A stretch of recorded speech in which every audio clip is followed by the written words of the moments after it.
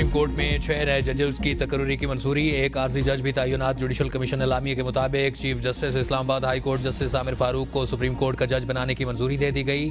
Chief justice Sindh high court Shafi Siddiqui, Balochistan high court के chief justice Hashim Kakar और Peshawar high court के chief justice Ishtiaq Ibrahim को सुप्रीम कोर्ट जज बनाने की मंजूरी दे दी गई। सिंध हाई कोर्ट के जस्टिस सलाहुद्दीन बनहोर और पेशावर हाई कोर्ट के जस्टिस शकील अहमद को सुप्रीम कोर्ट का जज बनाने की मंजूरी। इस्लामाबाद हाई कोर्ट के जस्टिस गुल हसन औरंगजेब को सुप्रीम कोर्ट में आर्जी जज मुकर्रर कर दिया गया।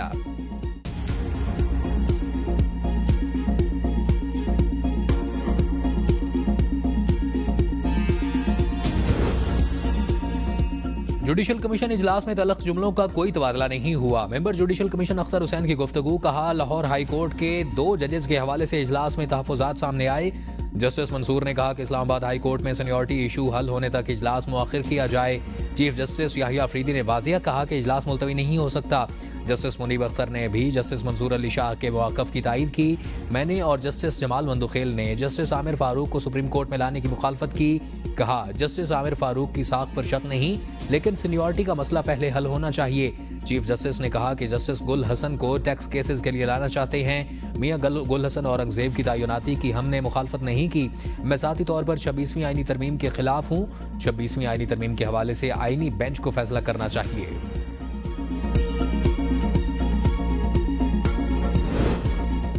जुडिशल कमीशन के 4 अरकान ने इजलास का बाइकॉट किया। ज़राए के मुताबिक justice Mansoor Ali Shah, justice Munib Akhtar, barrister Ali Zafar और बैरिस्टर गोहर इजलास से उठकर चले गए। 26वीं आईनी तरमीम का फैसला आने तक इजलास मुअख्खर करने का मुतालबा। जस्टिस मंसूर ने 26वीं आईनी तरमीम पर फैसले तक इजलास मुअख्खर करने का मौक़िफ़ अपनाया और अपने ख़त का हवाला भी दिया।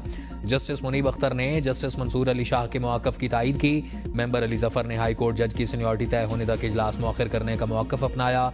बैरिस्टर गोहर ने सेनेटर अली जफर के मौक़िफ़ की तायीद की। जस्टिस जमाल मंदुखेल ने सेनेटर अली जफर, बैरिस्टर गोहर को इजलास छोड़कर जाने से रोका। जस्टिस जमाल मंदुखेल के रोकने के बावजूद बैरिस्टर गोहर और अली जफर इजलास से उठ गए।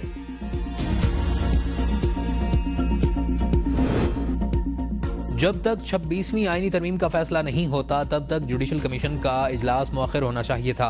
बैरिस्टर गोहर कहते हैं कि जुडिशल कमीशन का इजलास 8 जजेस का फैसला होना था। तहरीक इंसाफ ने 26वीं तरमीम के खिलाफ दरख्वास्तें दायर की हैं जो इल्तवा में हैं और उनकी समाअत तक जुडिशल कौंसिल का इजलास नहीं होना चाहिए था। बैरिस्टर अली जफर ने कहा कि जब तक इस्लामाबाद हाई कोर्ट में जजेस की सीनियरिटी का फैसला नहीं होता तब तक इजलास मुअख्खर होना चाहिए था। सीनियरिटी का मसला भी इल्तवा पर है, लेकिन हमारी नहीं मानी गई। IMF प्रोग्राम के बाद मैक्रो इकनॉमिक इस्तेहकाम आया है। वज़ीर-ए-आज़म शहबाज शरीफ की दुबई में पाकिस्तानी सरमायाकारों और ताजरों से गुफ्तगू। कहा, मुकम्मल मुआशी इस्तेहकाम के हुसूल के लिए सफ़र जारी है। मुआशी इस्तेहकाम का सफ़र तवील, मुश्किल और चैलेंजेस से भरपूर है। मुआशी तरक्की के लिए इशारे बेहतर हुए हैं। बरामदात में इजाफा हो रहा है। शरह सूद में नुमायाँ कमी हुई है। IT बरामदात में मुसलसल इजाफा हो रहा है। जनवरी में तरसीलात ज़र $3 अरब तक पहुँच चुकी हैं, जबकि गुज़श्ता साल के मुकाबले में बरामदात में भी इजाफा हुआ। वज़ीर-ए-आज़म 2 रोज़ा दौरे पर मुत्तहिदा अरब इमारात पहुँच गए। शहबाज शरीफ वर्ल्ड गवर्नमेंट समिट में खिताब करेंगे। वज़ीर-ए-आज़म की UAE क़यादत के साथ 2 तरफ़ा मुलाकातें भी होंगी। नायब वज़ीर-ए-आज़म इसहाक़ डार, वफ़ाक़ी वज़रा ख्वाजा आसिफ वाहिद चीमा, मोहम्मद औरंगज़ेब, अवैस लगारी, अता तारड़ और मुआविन ख़ुसूसी तारिक फ़ातमी वज़ीर-ए-आज़म के हमरा मौजूद।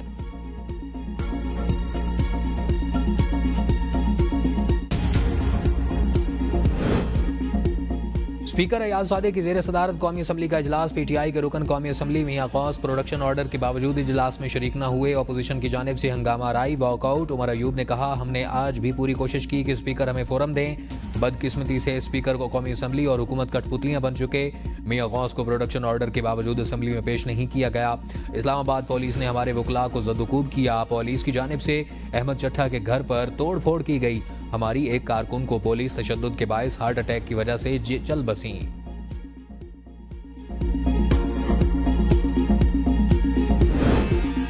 पंजाब में बहुत अरसे बाद अवाम में खुशी और इत्मीनान नजर आ रहा है। 1990 का सफर जारी रहता तो पाकिस्तान तरक्की के सफर में आज कहीं आगे खड़ा होता। नवाज शरीफ के अराकीन ने पंजाब असम्बली से गुफ्तगू। कहा, मुस्लिम लीग नून आती है तो मुल्क में तरक्की आती है। महंगाई में कमी से अवाम को सुख का सांस लिया और पॉलिसी रेट 22 से कम होकर 12% पर आना मुआशी बेहतरी की अलामत है। अल्लाह ताला ने तेजी से गड्ढे में गिरते मुल्क और कौम को बचा लिया। शहबाज शरीफ बहुत मेहनत कर रहे हैं। मेहनत से अवाम की खिदमत का सफ़र जारी रखना होगा। ज़िंदगी में बहुत उतार चढ़ाव देखे हैं, वज़ीर आला पंजाब मरियम नवाज ने कहा कि नवाज शरीफ और शहबाज शरीफ का नाम आए तो अवाम की खिदमत की मिसालें बनती हैं। नवाज शरीफ पाकिस्तान की तरक्की का नाम है। हम सब नवाज शरीफ के सिपाही हैं। अराकीन असम्बली के निज़ाम में इस्लाहात के लिए पाकिस्तान और आइन के वफादार हैं, लेकिन जबरी फैसले नहीं मानेंगे। मौलाना फजल रहमान का कबायली जरगे से खिताब। कबायली मसाइल के हल के लिए इस्लामाबाद मार्च की धमकी। कहा पठान वाहिद कौम है जिसमें कोई काफिर नहीं। मशरान ने जिरगा बुलाया, ये एहसान है और हम जिरगों को कदर की निगाह से देखते हैं। हमने इंजमाम की मुखालफत नहीं की, लेकिन हमारा मौक़िफ़ था कि फातह के अवाम के मशवरे के बगैर इंजमाम का फैसला ना किया जाए। कबाइल से जो वादा किया गया वो अमन का था। अमन होगा तो हर किसी की इज्जत व आबरू महफूज होगी। अमन होगा तो इंसानी हुकूक पामाल नहीं होंगे। अमन होता तो बेरोजगारी नहीं होती। आज कबायली इलाकों और खैबर पख्तूनख्वा में अमन नहीं है।